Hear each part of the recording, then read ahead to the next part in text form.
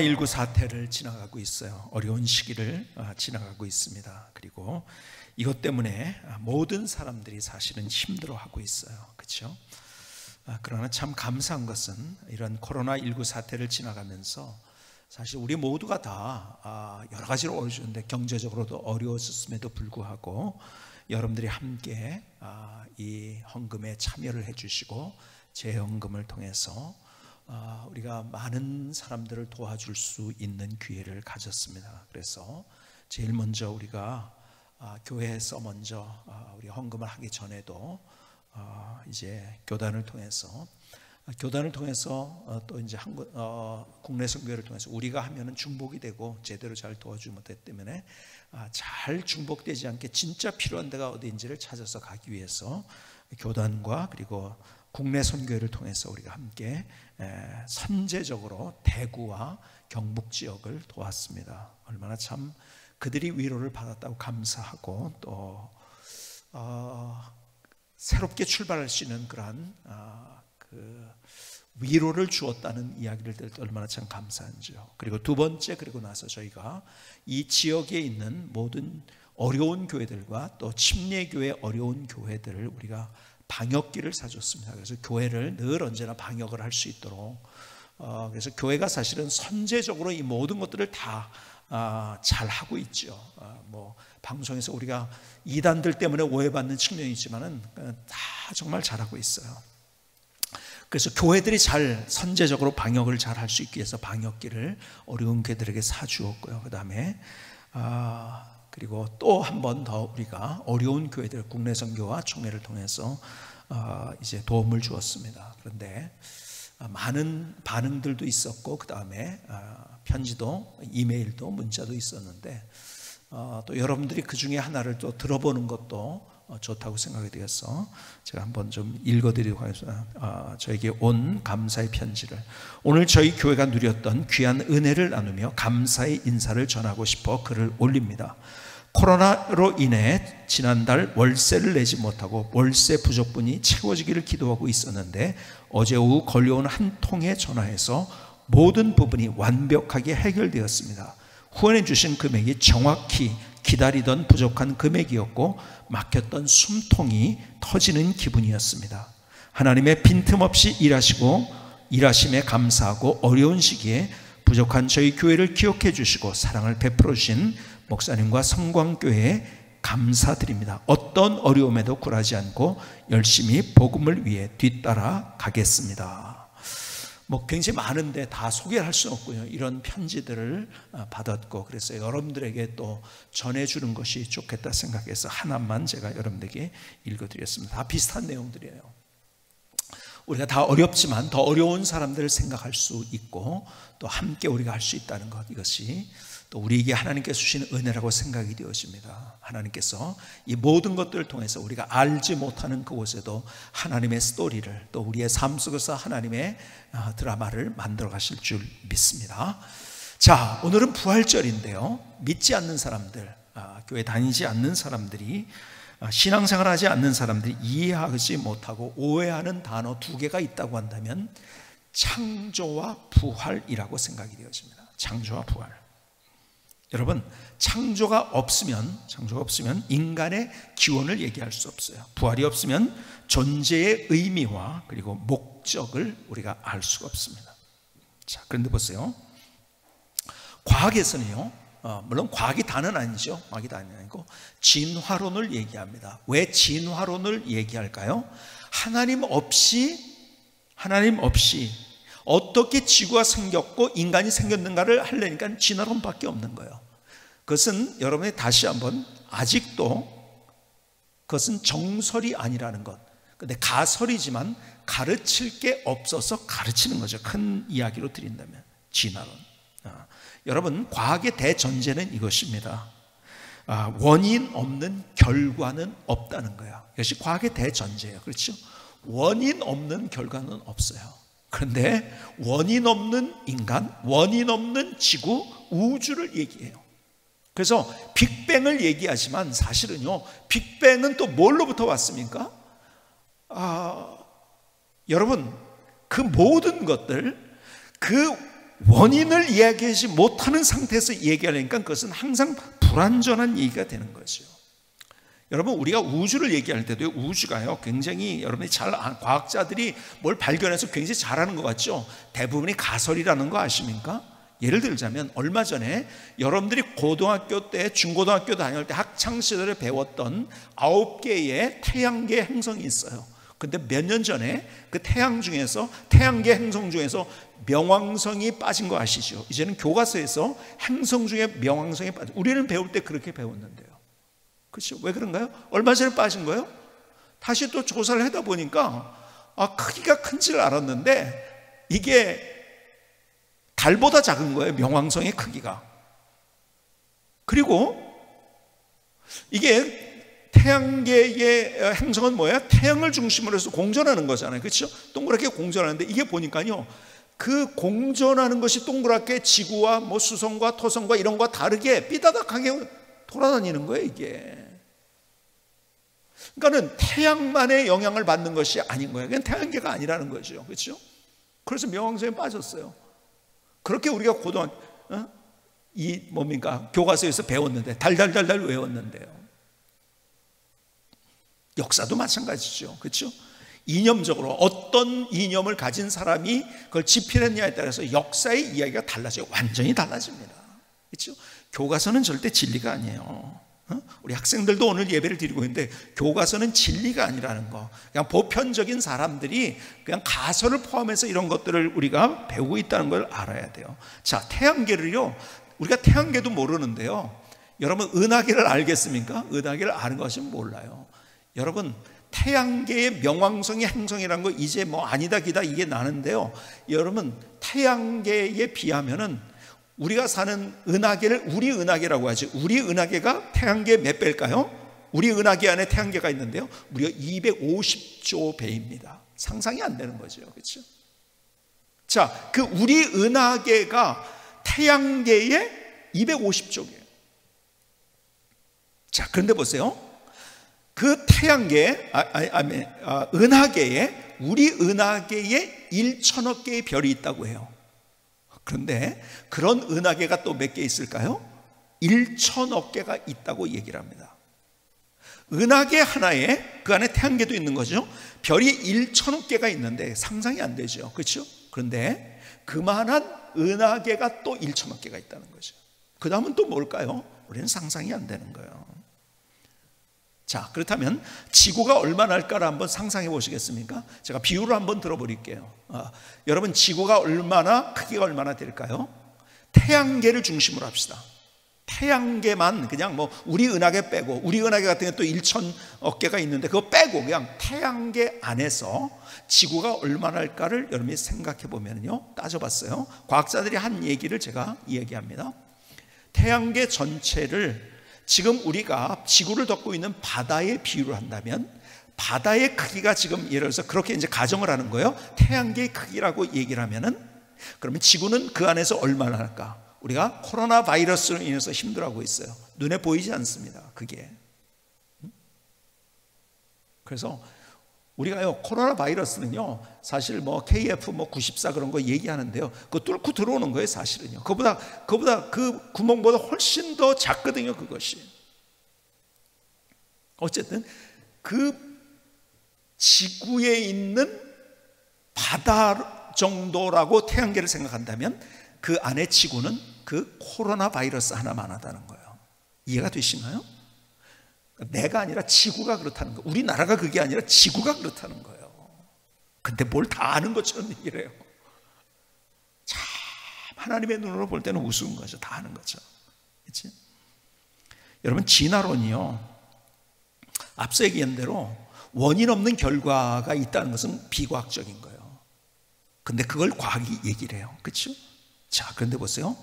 진화론은 하나님을 부정하면서 인간을 이야기하려니까 그런 거예요. 여러분 보세요. 제가 말씀한 연력학 제2의 법칙, 예를 들어서 다 얘기할 수 없으니까 연력학 제2의 법칙이 뭐예요? 고립계에서 엔트로피는 무질서도입니다. 고립계에서 엔트로피의 변화는 항상 증가하는 방향으로 일어난다. 쉽게 또 말씀드립니다. 제가 이런 비유를 여러분이 드렸죠. 집에 방에 있죠. 이게 뭡니까? 무질서도가 증가한다는 거예요. 그러니까 뭐냐? 무질서해진다는 거죠. 점점 놔두면 그냥. 그러니까 이런 거 방에, 여러분들의 방에 1년을 한번 정리를 안 해보세요. 여러분 건물이 1년 관리 안 하면요 흉물이 됩니다. 폐허같이 돼버려요. 그렇죠? 비도 막 새고. 근데 무질서도가 증가하니까 이게 자연의 법칙이에요. 자, 그런데요 갑자기 이런 일이 있을까요? 갑자기 어느 날 한 번도 몇 년을 치우지 않았는데 갑자기 깨끗해지는 거예요. 그리고 갑자기 책이 가지런해지고, 그 다음에 이불이 깨끗해지고, 처음 모양으로 갑자기 아주 각이 딱 잡힌 채로 이불이 개지고. 그럴까요? 그럴 수 있나요? 아니에요. 그건 비과학적입니다. 그런데 그럴 가능성이 있어요. 뭐일 때 그럴까요? 누군가 만졌을 때 그렇게 되는 거예요. 그렇죠? 자연히 놔두면은 진화가 아니라 퇴화입니다. 자연히 놔두면은. 여기 아름다운 악기를 연주했는데요, 그 악기가 갑자기 고목이 돼가지고서 어느 순간에 야, 내가 악기가 돼야지, 그래 애를 한번 써가지고서 글쎄 악기가 됩니까? 안 되는 것이죠. 그렇죠? 아니에요. 자연계는 엔트로피가 증가하는 거예요. 무질서도가 증가하는 거예요. 그렇죠? 이게 과학의 원리예요. 그리고 모든 종, 여러분들이 화석도 마찬가지. 여러분 뭐가 이렇게 뭐 고양이에서 뭐 개로 뭐 이렇게 해가지고 진화가 됐다면요 과정이 보여야 돼요. 근데 성경은 분명하게 얘기합니다. 종류대로 창조하셨다고 말씀하세요. 그 종과 종 사이에 여러분 화석에서 중간이 보이질 않는다는 거예요. 그렇게 많은 화석이 발견됐지만은 종류별로지 그 안에, 예를 들어서 개와 고양이 사이가 보여야죠. 여러분 어떤 동물과 동물 사이에 그게 보여야지요. 지금 있는 그 종대로만 그대로 화석에서 보인다는 거죠. 뭐 이런 얘기는 다 할 수 없고 어쨌든 간에 여러분 하나님 없이 얘기하려니까 진화론 뺏기 가설이지만 할 얘기가 없는 거예요. 더 나아가서 부활이 그거예요. 어떤 종교에서도 부활에 관한 이야기를 하지만 어떤 사람도 그 이야기를 하지 못합니다. 그래서 사람들은 죽음이 끝이라고 이야기를 합니다. 왜? 모르니까요. 내가 찾아 나서니까 안 되는 거예요. 여러분이 저를 알려고 해보세요. 저를 안다고 한번 생각해보세요. 저를 알려면요 저를 어떻게 합니까? 겉모습을 보고 알죠. 이 안에 뭐가 있는지 아세요? 제가 뭘 입었는지 아세요? 어떻게 되는지 아세요? 몰라요. 나를 모르는 거예요. 여러분 내가 찾아 나서서 우리의 모든 것을 안다는 것은 불가능해요. 근데 이 온 우주를 창조하신 하나님이 우리에게 말씀하실 때 그분이 창조하시는 모든 것들은 맞다는 거죠. 그래서 여러분 세상에서는요 죽음 이후를 경험해 본 사람이 없어요. 그러니까 누가 그 얘기를 할 수 있습니까? 없죠. 그러니까 얘기를 할 수 없는 거예요. 부활의 얘기를 할 수 없는 거예요. 그러나 하나님이 우리를 창조하시고 우리의 인생을 주관하시는 분이시기 때문에 그분은 아시는 거예요. 그래서 우리에게 죽음은 끝이 아니라는 사실을 계속해서 말씀하십니다. 자, 여러분 파스칼이 과학자예요. 수학자예요. 계산기를 발명했어요. 근데 그가 확률적으로 풀어놓은 얘기가 있어요. 천국이 있냐 없냐를 제가 확률로 이게 풀어놨더라고요. 근데 그 얘기를 하면 긴 얘기를 써도 안 되고요. 근데 확률적으로 있다. 그거를요 수학적으로 증명을 했어요 이분이. 그런데 재미있는 건요 그 확률적으로 그것이 안 맞다 하더라도 나는 있다에 건다. 만약에 예스냐 노냐를 할 때는 예스에 건다. 왜? 가서 있으면 어떡할 건데 그러면. 그래서 과학자답게 제가 논리적으로 그런 설명을 한 것을 제가 읽어본 적이 있어요. 근데 어쨌든 간에 자 보세요. 하나님께서 우리에게 죽음이 끝이 아니라고 생각하고 아니라고 이야기하면서, 그리고 우리가 죽음 후에 우리는 멸망받을 수밖에 없는 존재지만 죄로 말미암아 우리의 모든 근원은 뭐예요? 우리의 삶의 근원적인 문제는 바로 죄라는 거죠.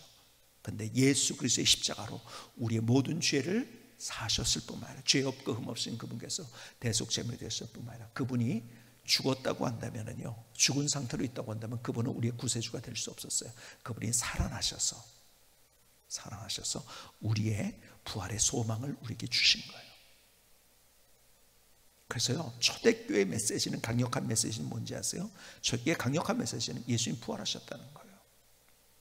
자, 이제 여러분들과 함께 제가 좀 한 곳을 가려고 합니다. 저를 좀 잘 따라와 주시기 바랍니다. 제가 여러분들을 모시고 지금 어디로 갈 거냐면 그리스로 갈 겁니다.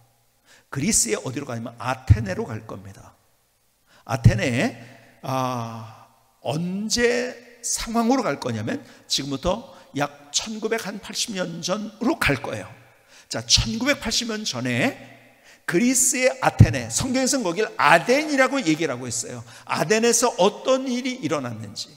자, 여러분이 벌써 가시기 전에 제가 이제 아직 그리스 안 갔는데 가기 전에 사도 바울이 간 데를 쫓아가는 거예요. 근데 가기 전에 어떤 일이 있었는가? 여러분 아시는 대로 사도 바울이요, 예루살렘부터 시작해가지고서 위쪽으로 소아시아라고 합니다. 소아시아가 지금으로 따진다면 레바논, 시리아, 터키 그쪽에 전도를 하고 있었어요. 지금으로 따진다면.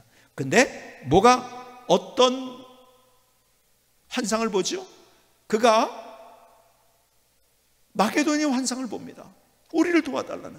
그래서 보스포러스 해협을 건너서 그래서 어디로 갑니까? 유럽으로 갑니다. 그래서 유럽에서 처음으로 전도한 데가 어디냐?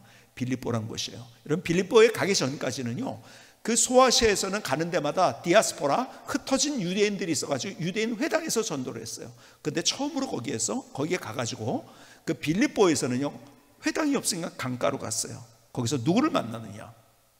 루디아라는 자주장사를 만났죠. 그리고 전도하고 그가 마음을 열고 예수를 믿고 자기의 가정도 열고 오픈해서 거기서 교회가 시작된 거예요. 그래서 유럽의 첫 교회로 빌립보 교회가 만들어지면서 그 다음에 데살로니가로 갑니다. 거기 회당이 있어서 회당으로부터 전도하고 그 다음에 베레아로 갑니다. 베레아. 그리고 나서 어디로 가느냐? 아테네로 갑니다. 자, 여러분들이 이제 아테네로 한번 같이 가봅시다. 아테네 가서 복음을 전하는데요, 이런 일이, 오늘 이야기를 여러분에게 드리는 거예요. 자, 아테네 가는데 사도 바울이 복음을 전하는데요, 처음 들어본 얘기야. 그러니까 거기에 철학자들은요, 옛날 얘기 들으려고 하지 않아요. 처음 들은 얘기, 이것을, 그러니까 이게 뭐지?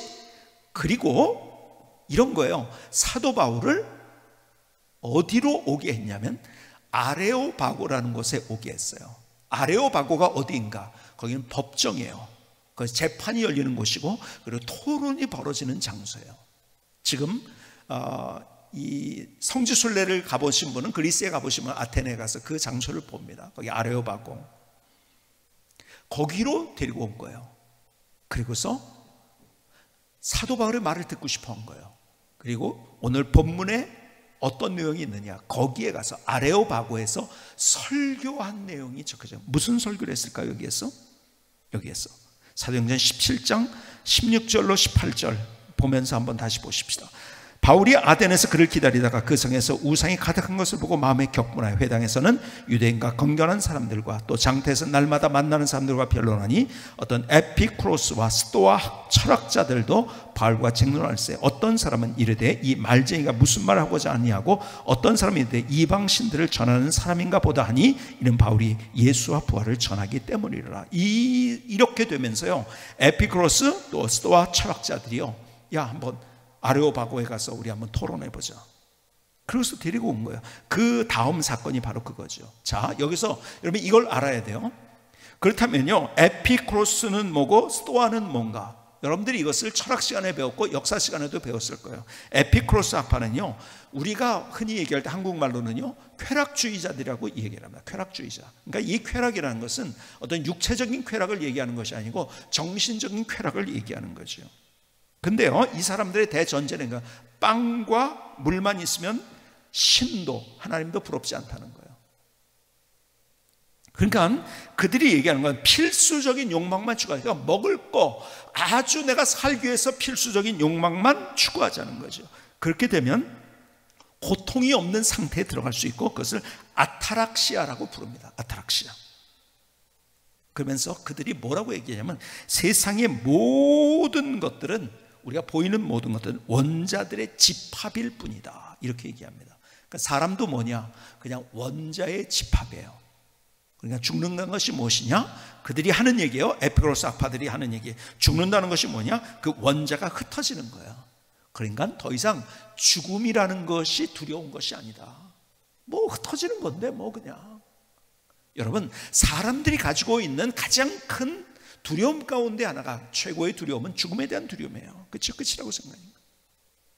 그러니까 그들이 자기들이 아는 상식에서, 아니 상식도 맞는 얘기가 아니죠. 그걸 가지고 사람들을 어쩌면 위로해 주는 거예요. 야, 우리는 다 원자로 구성되어 있어. 죽는다는 거, 그냥 원자가 흩어지는 거야. 그러니까 별로 그게 그렇게 중요한 게 아니야. 그러니까 사람들이 두려워하는 것을 조금 위로를 해주려고 하는 거죠. 그렇죠? 근데 그게 위로는 될지언정, 살짝의 위로는 근본적인 인간의 문제를 해결해 줄 수 있나요? 아닌 거죠. 그러니까 이 사람들이, 에피쿠로스 학파들이 사도 바울의 말을 듣고 싶어 했던 거예요. 또 스토아 학파가 있어요. 스토아 학파는요, 이성과 금욕적인 생활을 굉장히 강조했던 사람들입니다. 그래서 에피쿠로스와 스토아는 아주 대립적인 사상이라고 그렇게 얘기를 하죠. 이성과 금욕적인 삶을 중시하는데요, 이 사람들은 비관적인 숙명론자들이에요. 그래서 이 사람들에 대해서 이렇게 표현을 합니다. 제가 그대로 한번 읽어요. 이성적인 자연세계는 한치의 빈틈도 없이 이성 법칙에 따라 질서롭게 조화를 이루는 결정론적인 세계다. 자연세계는요, 결정론적인 세계다는 거예요. 질서에 의해서 그냥 움직이는. 그래서 삶의 목적은 오로지 이성에 의한 냉담한 부동심을 유지하는 것으로, 이는 육체적인 욕구, 충동, 정서로부터 해방된 자유이며 인간 영혼의 덕인 것이다. 좀 이해가 되세요? 제가 그래서 쉽게 설명을 해드릴게요. 이 은사는 제게 하나님이 주신 것 같아요. 어려운 거를 쉽게 좀 설명하는. 자, 쉽게 설명. 여러분, 스토아 학파들이 하는 얘기는 뭔지 아세요? 아까 얘기한 대로 결정론적인 세계관이야. 다시 말하면요, 우리를 쉽게 비유로 한다면 우리를 기계 같은 존재로 생각을 하는 거예요. 기계는요, 그 루트 안에서 그냥 돌아가야 돼요. 그렇죠? 그걸 벗어나면 끝이에요. 그냥. 그렇죠? 나도 안 되고 남도 안 되는 거예요. 그 루트 안에 움직이는 거예요. 그렇죠? 기계는. 거기서 벗어나면 안 돼요. 그러니까는 앞서 얘기한 대로 결정론적인 세계관을 가지고 있어요. 그러니까 자연의 거는 내가 빈틈도 없이 이성을 가지고 내가 지금 돌아가는 그 루틴을 따라서 내 삶을 살아가는 거다. 그래서 금욕이라는 거예요. 그것이 그냥 그렇게 남들이 뭐라고 해도 그것에 대해서 너무 뭐 이렇게 충동하지 말고 뭐 이렇게 반응하지 말고 그냥 그대로 가면 돼, 이거예요.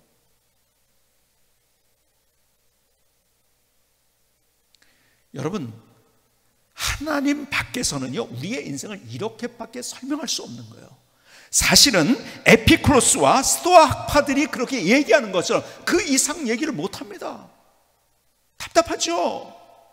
그 이상 얘기를 못해요. 그러니까요, 제가 늘 얘기하지만 근대에 가장 영향을 준 사람 가운데 하나가 니체라는 사람인데요, 하나님 없이 세상을 설명하려니까, 나를 설명하니까 야, 하나님 없어, 네가 능력이 있어. 그러니까 사람들이 위로는 돼요. 야, 나도 능력 있다고. 야, 좋다. 근데 해도 안 되잖아요. 죄의 문제 해결할 수 있습니까? 인생을 내가 능히 모든 것들을 다 내가 내 마음대로 할 수 있나요? 안 되잖아요. 그렇죠? 결국은 뭐예요? 아닌 거는 황홀해서 하는 거예요. 바보 같은 인생을 살게 되는 거죠. 여러분, 하나님 없이 우리의 인생과 삶을 설명하려면은 허무해요. 그러니까는 다른 종교에서는요, 다른 얘기 못해요. 그렇죠? 그냥 무예요. 여러분, 그래서 불교에서도, 불교는 사실 철학입니다. 무예요, 무. 그런데요, 사도 바울은 그들 앞에서 기가 막힌 이야기를 하는 거예요. 지금 사도행전 17장 24절, 우주와 그 가운데 있는 만물을 지으신 하나님께서는 천지의 주제시니 손으로 지은 전에 계시지 아니하고 또 무엇이 부족한 것처럼 사람의 손으로 섬김을 받으시는 것이 아니니 이는 만민에게 생명과 호흡과 만물을 친히 주시는 이시며. 이거 기가 막힌 선언 아니에요? 그렇죠? 하나님이 천지를 창조하셨다는 선언을 하고 있는 거예요. 그리고 우리에게 생명과 호흡과 만물을 친히 주시는 그분이 우리의 하나님이다. 에피쿠로스에서는 뭘 얘기합니까? 난 그냥 원자야. 죽는 거 흩어지면 끝이야. 그냥 아무것도 아니야. 무야 그냥.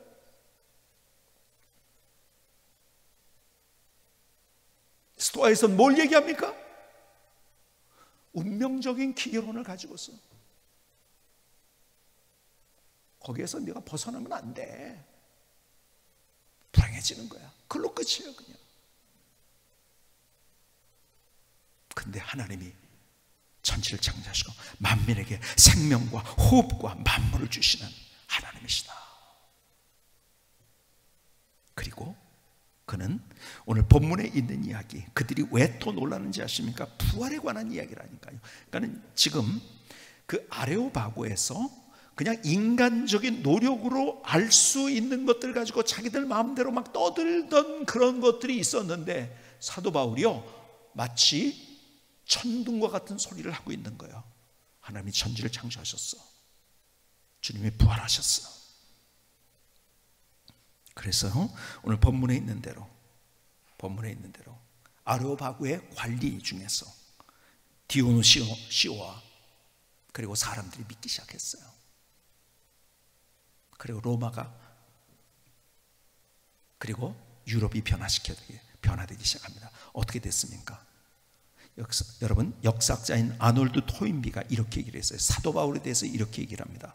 바울의 발길이 머무는 곳, 그곳이 어느 마을이든 어느 도시든 그 순간부터 그 도시는, 그 마을은 바울의 영향권을 피할 수가 없었다. 또 이렇게 얘기합니다. 바울에 대해서 토인비가, 바울이 로마에 끌려서 들어오던 그날 로마의 하늘에는 복음의 새벽이 밝아오고 있었다. 그리고 제가 여러분이 소개했던 또 한마디 있죠. 토인비가 바울이 타고 간 배는 유럽을 싣고 간 배였다. 어떻게 유럽을 변화시켰을까요? 메시지가 그거예요. 하나님이 천지를 창조하셨다. 그리고 그분이 부활하셨다.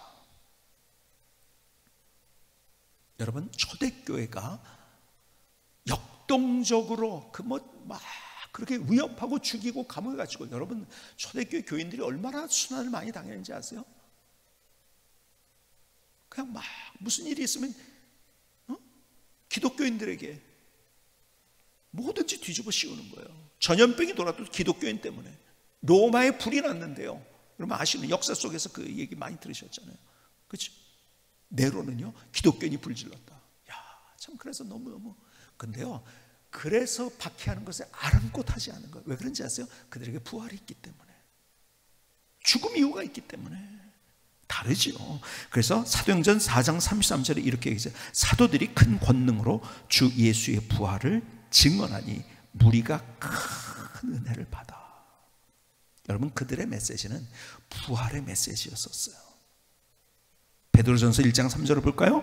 우리 주 예수 그리스도의 아버지 하나님을 찬송하려다 그의 많으신 긍휼대로 예수 그리스도를 죽은 자 가운데서 부활하게 하심으로 말미암아 우리를 거듭나게 하사 산 소망이 있게 하시며. 여러분, 십자가에서 죽기만 하셨다면요, 아이고 아까운 분 하나 죽었어, 그걸로 끝나는 거예요. 그렇죠? 근데 부활, 사망 권세를 깨뜨리고 부활하셔서 산 소망을 우리에게 주신 거예요. 죽음 이유가 뭔지를 우리에게 보여주신 거예요. 그래서요, 초대교회 한번 다시 돌아가 볼까요? 초대교회 여러분들이요 예수님의 십자가를 경험했어요. 그때 어떻게 됐죠? 제자들 다 도망갔죠. 베드로는 어떻게 했어요? 예수님을 모른다고 저주까지 하면서 부인했어요. 그렇죠? 다 도망갔어요. 다 숨었어요. 끝난 거예요. 이제는 로마에 의해서도, 그때 지배하고 있었던 로마에 의해서도, 그 다음에 또 유대교 바리새인들에 의해서도, 사두개인과 바비레스인, 그들은 밖에 가운데 그냥 사멸되는 거예요. 도망가서 그것은 사멸될 수밖에 없어요. 그런데요, 어떻게 기가 막힌 스토리가 일어났을까요? 부활을 경험한 거예요. 근데요, 한 사람이 부활을 경험한 게 아니에요. 한 사람이 부활을 경험했다고 하면은요, 아, 이거 웃기는 얘기 하지만 그랬을 거겠죠. 제자들이, 그리고 예수님의 많은 따르던 사람들이 예수님의 부활을 경험한 거예요. 그러니까 그들이, 만약에 그것이 거짓말이었다면 금방 탄로나지. 저 웃기는 놈들, 저 나쁜 놈들, 그래가지고요 금방 로마에 잡혀가지고 죽습니다. 끝나는 거예요. 왜? 거짓말이 그렇게 죽음에 무릅쓰고 그렇게 기가 막히게 갈 수가 없는 거예요. 그래서요, 예수님을 반대하고 저 웃기는 사람이다 그러면서 예수는 반대하고 기독교를 죽이려고 나섰던 사람, 이런 사람들이요, 그 초대교회의 역사를 연구하다가요, 그들이 다 무릎을 꿇었잖아. 아, 부활이 사실이구나. 왜요? 논리적으로 생각을 해보세요. 부활이 아니면은요, 그 제자들 다 도망갔어요. 그 중에 한두 사람이 어떻게 했겠죠. 아, 저거 혼자 보고서 지금 환각을 본 것 같아. 그래가지고 그런 것 같아. 그러고서 다들 도망갔을 거예요. 근데 똑같이 한 사람도 예외가 없이, 그리고 자기들이 있는 것부터 저 로마까지 변화시켜, 앞과 토인비의 말대로 그렇게 할 수 있었던 이유, 그들이 부활을 보고 경험했기 때문에, 부활의 산 소망을 우리에게 주신 거예요.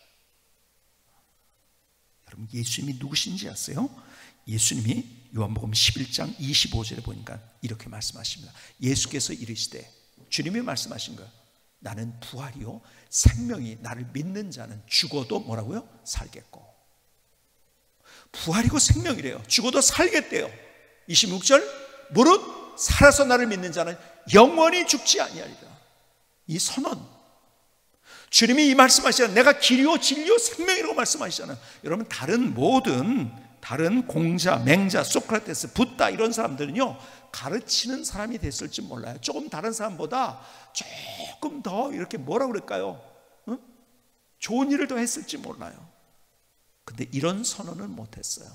어떤 선언? 내가 부활이다, 내가 생명이다, 내가 길이다, 진리다, 생명이다.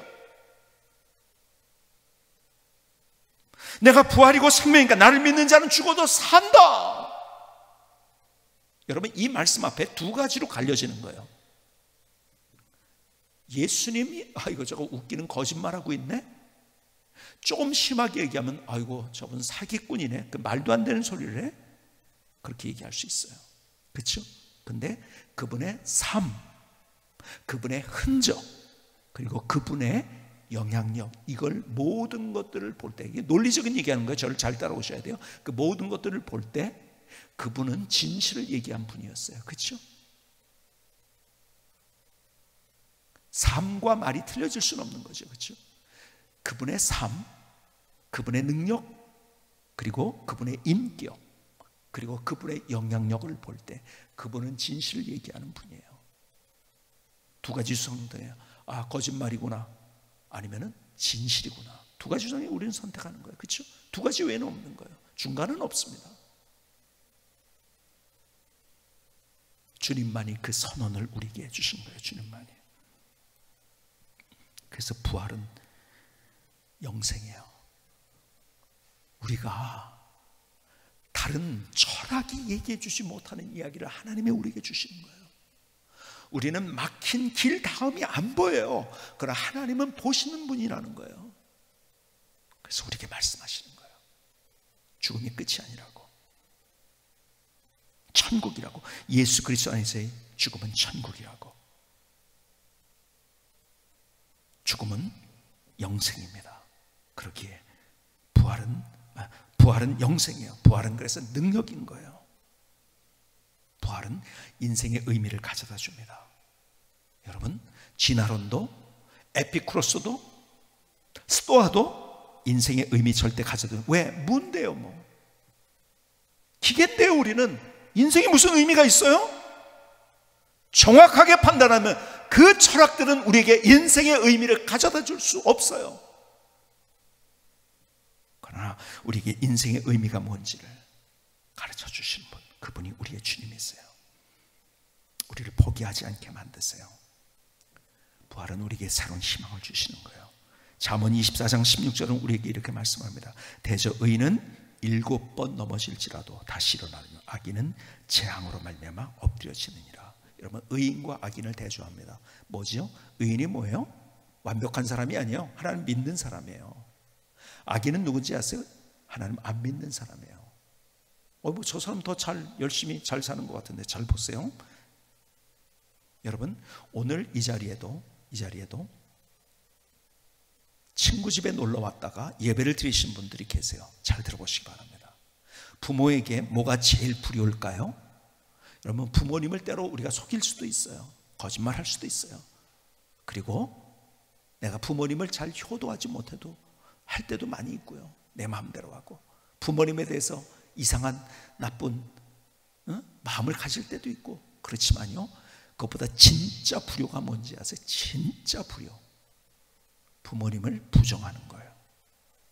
부모님 없어. 나 난 거를 본 적이 없어. 당신이 나를 난 적을 본 적이 없어. 내가 왜 당신은, 아유, 당신 같은 사람 나 어머니로 아버지로 내가 인정 안 해. 여러분, 그게 제일 큰 불효예요. 아세요? 우리가 하나님 앞에 제일 큰 죄가 뭘까요? 하나님이 없다고 하는 거예요. 하나님이 없다고 하는 거예요. 그게 가장 큰 죄예요. 우리가 하나님 안에 있을 때 실수도 하고 넘어지지만 주님이 예수 그리스도에서 우리를 의인이라고 불러주시는 거예요. 왜? 그분이 우리의 죄를 사해 주셨기 때문에. 그래서 정말 그 믿음을 가진 사람, 하나님을 믿는 그 사람들은 7번 넘어져도, 7번 성경에서 완전수입니다. 수없이 넘어져도 다시 일어날 수 있다는 거예요. 왜? 이거 끝이 아니거든요. 죽음이 끝이 아닐진데, 죽음 후에 영광스러운 하나님의 나라를 우리에게 준비하고 계신데, 죽음이 끝이라서 의미 없는 인생이 아니라 넘어져도 다시 일어설 수 있는 가치가 있는, 의미가 있는 인생이라는 거예요. 결국 니체는, 제가 계속 말씀드립니다, 비교를 해야 되니까, 니체는 자기가 말이 맞다고 생각, 하나님 없다고 하니까 어떻게 됐죠? 의미 없는 그의 인생 불행하게 마쳤어요. 근데 우리는 니체보다 덜 똑똑해도 우리는 의미 있고 가치 있는 인생을 살아가는 거예요. 뭐 안에서? 예수를 믿는 믿음 안에서 부활의 산 소망이 있기 때문에 다시 넘어서도 일어나는 거예요. 그런데요, 못 일어납니다. 하기는 니체도 못 일어났어요. 불행하게 죽었어요. 낙담하고 절망하고 미칠 것 같은 그 마음 다스릴 수가 없었어요. 거기에서 그는 못 일어났어요. 그 인생을 살겠습니까? 아니면은 하나님 안에서의 풍성한 삶을 살겠습니까? 오늘 주님께서 우리에게 말씀하세요. 주님이 부활하셔서 우리에게 새로운 희망을 주셨다고. 영생과 능력과 인생의 의미와 우리가 어떤 상황 가운데 포기하지 않을 수 있는 삶, 부활을 통해서 우리에게 주신 거예요. 부활절 아침에 이 희망으로 가득 찰 수 있기를 주님의 이름으로 축복합니다. 김승규 선교사님 찬양을 들으시겠습니다.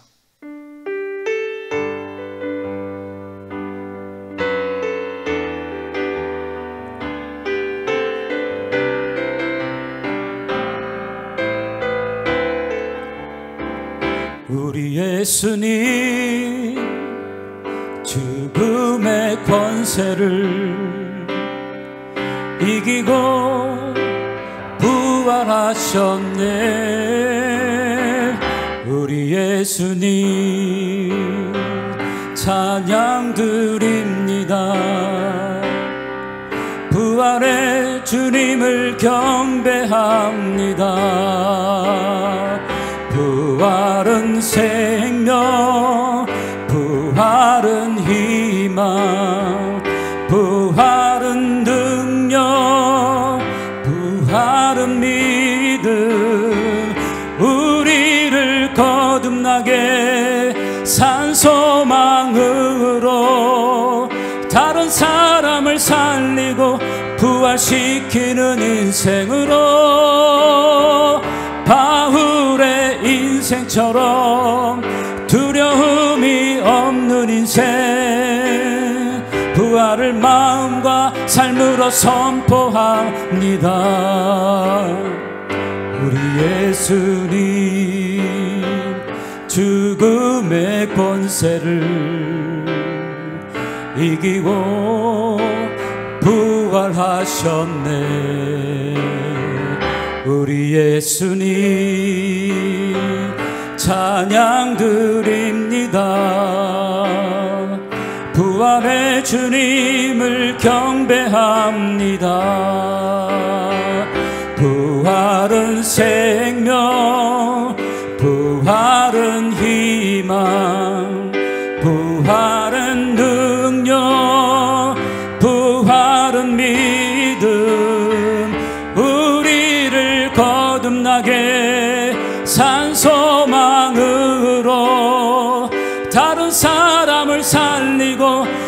부활시키는 인생으로 바울의 인생처럼 두려움이 없는 인생 부활을 마음과 삶으로 선포합니다. 부활을 마음과 삶으로 선포합니다.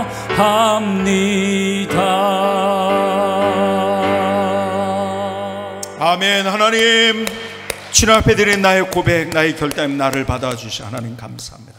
그래서 우리의 삶, 우리가요 부활을 선포하면서 우리의 길을 걸어요. 우리의 속에 하나님, 나는 부활의 산 소망이 있습니다. 부활을 선포하는 거야. 나는 죽어도 천국이다. 나는 내일이 있다. 나는 미래가 있다.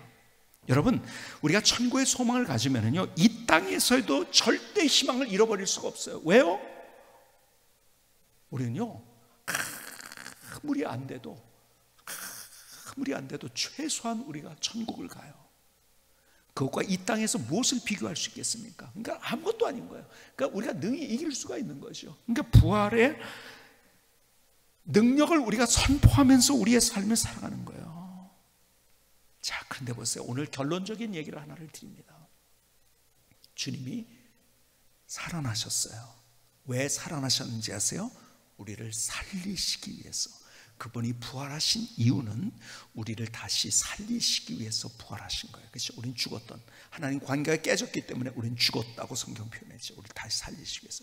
주님이 부활을 통해서 우리를 다시 살리셨어요. 그런데 그분의 삶을 가만히 묵상을 하니까요, 그분의 삶은, 부활하신 주님은 살리는 삶을 사셨더라고요.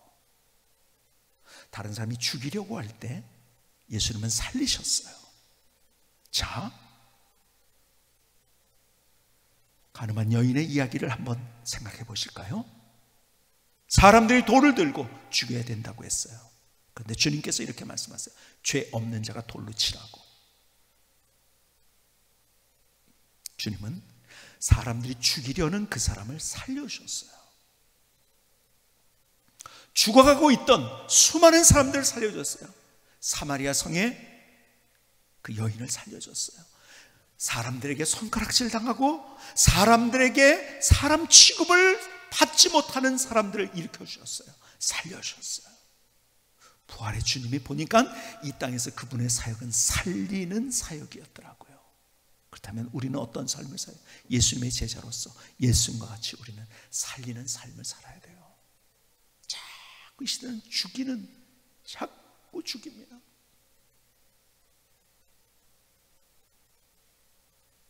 내 말이 맞다고 죽이고 자꾸 죽이는 시대에 이념에 갈려서 서로를 죽이고 갈등과 싸움도 많은 시대.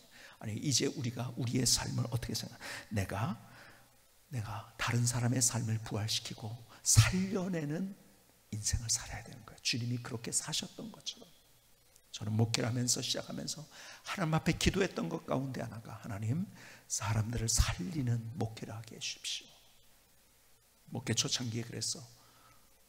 어떤 분이 저희 교회에서 좀 이상하게 하신 것이 있어서 그분이 모든 교인들이 저한테 찾아왔어요. 이분은 암적인 존재라고, 제명을 해야 된다고. 그때 제가 그런 얘기를 했어요.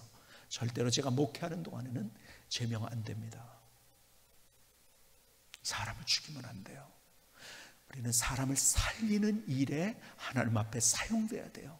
주님이 부활하신 주님이 이 땅에서 그분의 사역이 사람들을 살려내는 일을 한 거예요. 전도가 그런 거죠. 살려내는 일이에요. 우리가 넘어진 자를 다시 살려내십시오. 사람들 앞에 손가락질 당하면서 다시 한번 내 주변에 내가 살려야 될 사람이 누군가 부활의 아침에 생각하면서 주님과 같이 살리는 인생을 살아가는 저와 우리 모두의 삶이 될 수 있기를 주님의 이름으로 축복합니다. 기도하시겠습니다.